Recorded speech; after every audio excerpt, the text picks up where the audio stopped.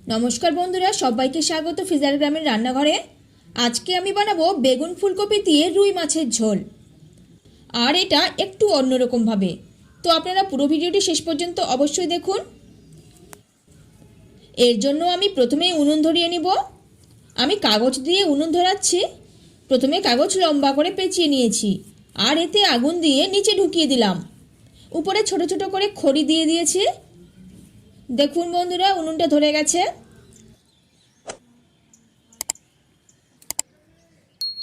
तो एखन दिलाम एकटा कड़ाई बसिए कड़ाईटा एकटू गरम करे निब।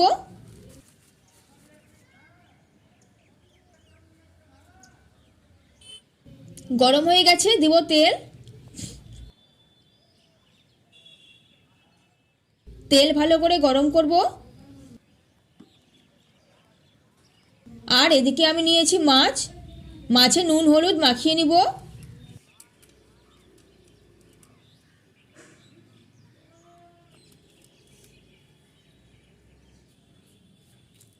एदिके तेलও गरम হয়ে গেছে। দেখুন বন্ধুরা খড়িগুলো সুন্দরভাবে জ্বলছে।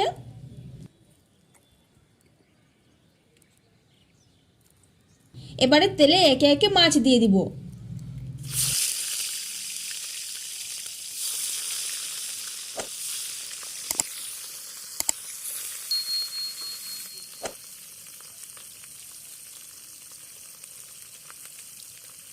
বাতাস করছে, এখানে একটু বাতাস আছে, উনুন থেকে ধোঁয়া বেরোচ্ছে আর এটা চোখে খুব লাগছে।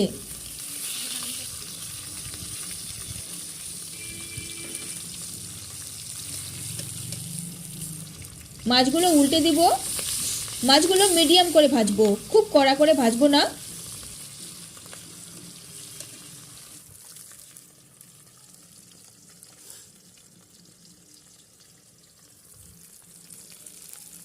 মাছ ভাজা হয়ে গেছে, তুলে নিব।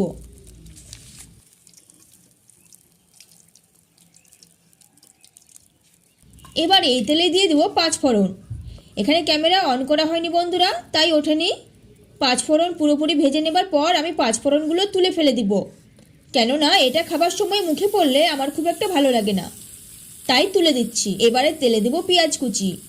পেঁয়াজ একটু বেশি দিতে হবে, এতে সবজি একটু গাঢ় হবে।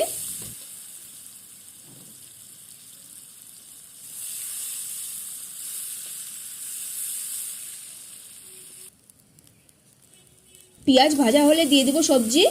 এখানে ফুলকপি, বেগুন আর সামান্য আলু আছে, এটা আমি কেটে ধুয়ে রেখে দিয়েছিলাম।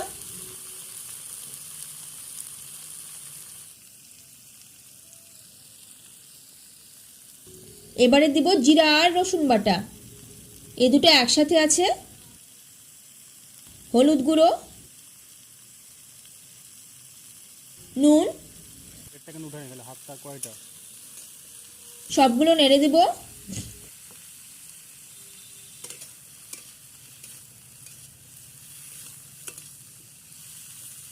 তলায় একটু একটু লেগে যাচ্ছে বন্ধুরা, তাই দিলাম জল, একদম সামান্য।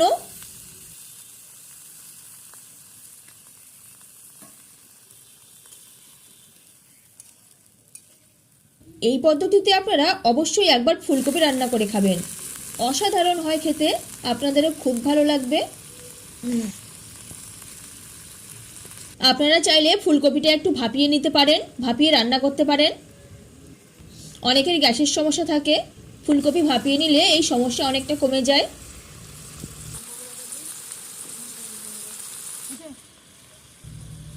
আমি দিয়ে দিলাম লঙ্কা গুঁড়ো, সব নেড়ে দিব ভালো করে।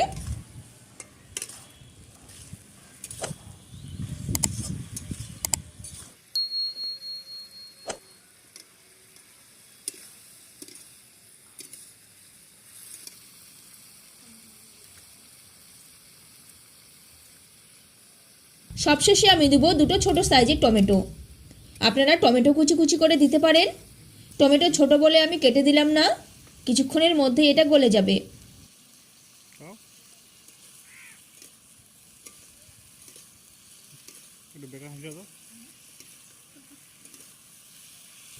এটাতে এখন একটু একটু করে জল দিব আর কষবো।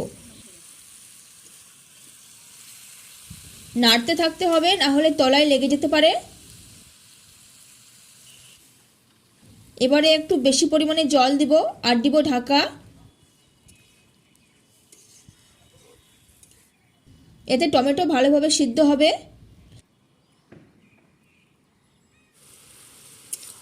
ঢাকা তুলে দিলাম, নেড়ে দিব। খুব সুন্দর গন্ধ বেরোচ্ছে বন্ধুরা। এখানে পাঁচফোড়নের পুরো গন্ধটাই আছে, অথচ এখানে পাঁচফোড়নের এক ফোড়নও নেই।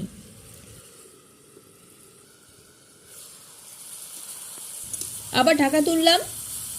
এবার টমেটো পুরো সিদ্ধ হয়ে গেছে, দেখুন গলে গেল। ভালোভাবে মিক্সড করে নিব।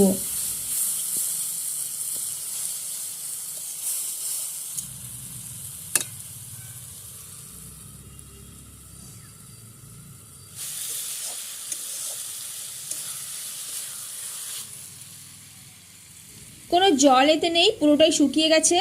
জল দিয়ে দিলাম আর ঢাকা দিলাম।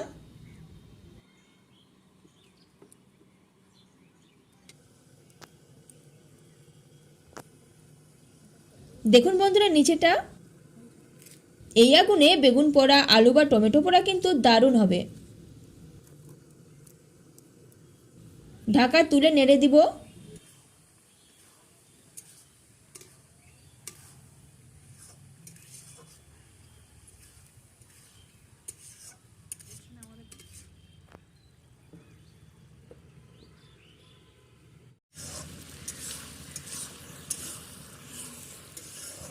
সবজি সিদ্ধ হয়ে গেছে, জল দিয়ে দিব।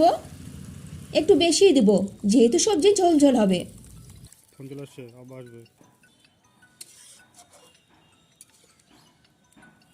বলক ওঠা ওঠা ভাপ হলে দিয়ে দেবো ভেজে রাখা মাছ।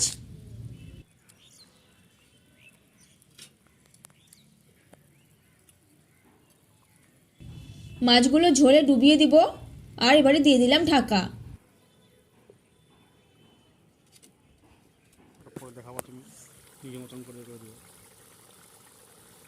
দেখুন ভালোভাবে বলক উঠে এসছে, তরকারি হয়ে গেছে। এবারে নামিয়ে নিব।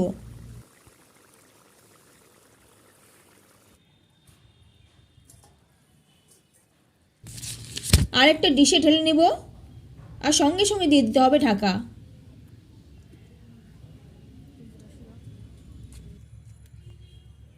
আর এদিকে দেখুন আমার উনুনটাও নিভে গেছে। তো এই ছিল বন্ধুরা আজকের এই রেসিপিটি। তো এই রেসিপিটি আপনাদের কেমন লাগলো তা নিচে কমেন্টে জানান। আর ভিডিওটি ভালো লেগে থাকলে একটি লাইক করুন, চ্যানেলটির সাথে অবশ্যই সাবস্ক্রাইব করুন।